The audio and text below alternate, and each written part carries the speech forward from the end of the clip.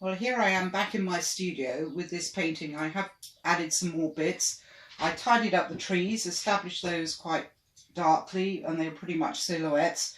And I don't know if you can see, I will put a close-up of the shot here, of these, I think they're umbrella pines, where I've actually made them seem rounder, not just a silhouette, because the reference photo here has got this beautiful reflected light, so the light is bouncing off the path up onto these trees. So I painted these with darks, mainly purples and burnt umber, and then I added a bit of light red within here, which is quite a nice colour. I don't like it as a rule for working with, but actually in this case it's very dense and it would sit on top of this. This is actually painted in oils. You can have the same effect with acrylics, but I have to leave this to dry overnight in between paints. With acrylics, as I said, you can crack on pretty much. So I'll just show you my palette. So these are oil paints. So I'm trying to keep to the very bright colours.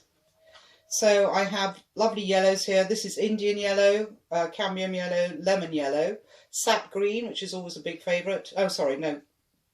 Green gold, sap green, Prussian green and phthalo green. And these are very dark, very good for getting dark colours.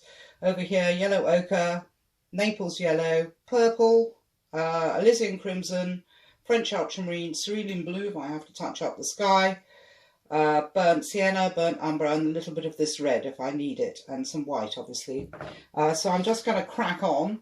I was having a bit of doubt about this painting because it turns out, no, I can't paint like Monet, but actually using his colours I think works really well. So I'm just going to mix up some quite dark greens, but that's a bit too blue. I don't know if you can see, it's a bit too blue, so I'm going to add some burnt umber to that and it will knock it back a bit. So I want some really dark greens up here, and I'm going to paint with my large square brush, and I'm going to paint far away because I realised that I was getting too involved with the detail. So if I'm far away and even took off my glasses, life would work better. So as you can see here, I just painted this background tree which is there, and it's got lots of different variations of yellows and greens in there, so it's not just one green thing. And I'm just going to try and get the same effect with my big tree, or big trees I should say. So again, brown and the blue, and I just want to put the darks in first. I'm doing this particularly with acrylic, with oils, because if you paint with oils you can never refine that dark. But it would work well with acrylics, so you can actually build up areas of dark and then layer the light on top. So primarily I'm going to concentrate on darks here, and there's some kind of strange things here. I might need a different brush for that, but I'm blocking in these large areas up here. I was going to stop that, but oops, maybe that's a bit too dark. Need some sap green in there, and look at the general shapes. When you're dealing with trees and foliage and stuff, it's quite a good idea to look at the negative shapes you're dealing with. So I'm just going in here, adding bits here and there. I'll just show you an example and then I will crack on and paint by myself, because otherwise you'll be sitting here watching paint dry. So I've got this nice pine here, over here, dark colours.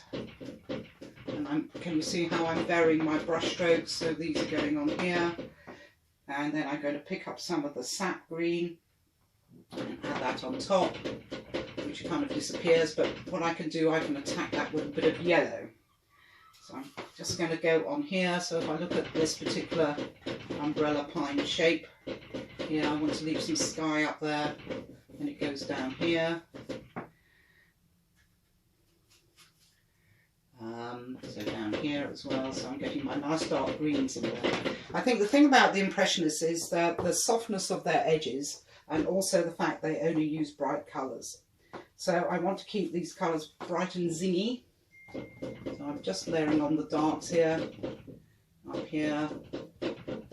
And then I'm just going to pick up some of my lovely green gold, which is a lovely colour, but it's a bit thin, so it doesn't really do much. And as you can see, because this is oils, it's been blocked in, it's been messed around with the paint underneath. You will get this effect with acrylics while you're painting wet on wet, but don't rely on it. So I'm just going in there, having a good old squish around.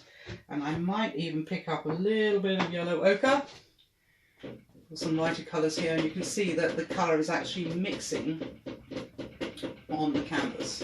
I'm just going backwards and forwards, so I'm just trying to find a few shapes I'm happy with. And there's a lot of light in there, so I'm going to put a good old bunch of green gold in here.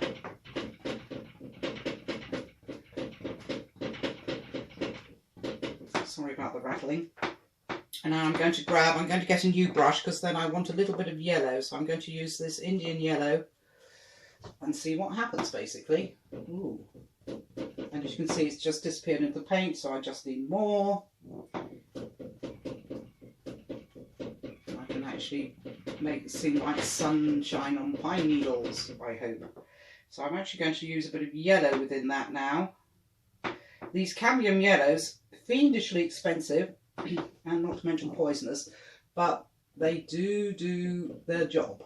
They are very bright and very dense, so they will actually add a lot to this. So I'm going up here, adding some more here, and you can see now my brush has got dirty and messy, so I can just go back and add some more, get it moving around a bit more.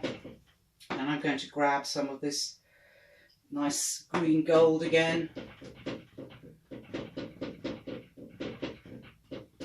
I might need to start using a slightly smaller brush and build up the form a little bit more detail so it matches the rest of the painting. The trouble with coming back to paintings all the time is you can't remember what mood you were in at the time and how it's going to work. So I've got some colour over here, and I'm really going to slap that paint on. That's what the Impressionists did after all, and I think I will have to, after I've blocked in the area I want, I will definitely have to move to a smaller brush so it matches the rest of the painting. I think I got a bit tight and illustrative about this painting, and in future I would like to paint further away and with longer brushes, so I'm not quite so tight. I'm just going to grab a bit more yellow ochre so I can vary that colour of green and use the side of the brush to create some effects. I've got some shapes around here, and then I'm actually going to use pure yellow ochre down here. You can see it's mixing with that colour that's already underneath. And I think I need some more darks up here.